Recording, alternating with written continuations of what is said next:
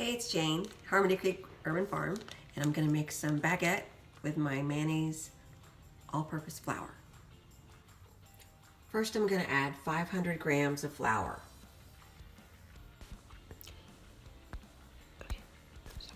Next, I'm going to add my package of dry yeast and 2 teaspoons of salt. I hook up my KitchenAid mixer and make a little hole. We're going to pour the room temperature water. I measure the water temperature because you do not want it to be too warm or too cold. I get my bowl in place and turn it on the lowest speed for about 2 minutes. It's really sticky. I get it off the dough hook and put it in the bowl. And there I'm going to put it in my oven. First I cover it with plastic, and then I put a towel over it and my rubber band. So it's been 2 hours, and I'm going to take the top off and take a look at it. So it's a lot bigger, obviously, and I have to punch it down. Not easy to do one-handed, but there it goes. All right. This is me working with the dough, so if it's boring or you already know how to do this, you can skip ahead. But I didn't know how to do this and had to watch several videos. Your hands need to be really full of flour because you'll still hit wet spots, and they are really gooey.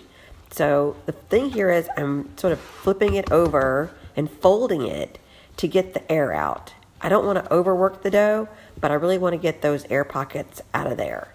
And when I get enough of that done, I use a knife. I don't have one of those pastry cutters. So I just use a knife and cut it in half because this recipe makes 2 baguettes. There, I'm off to get my knife.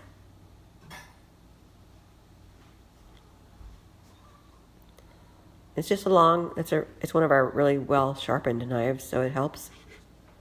And I don't measure this after I do it. I did think one of them was a little bit bigger, so I pinched a little off and added it to his friend.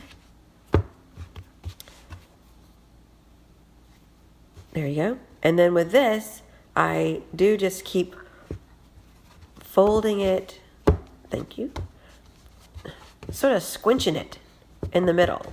And you keep doing that until it keeps going out further and further.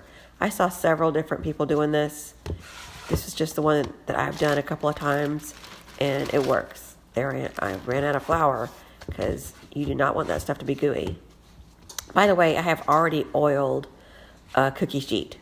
So you do want to oil your cookie sheet, otherwise it can definitely stick.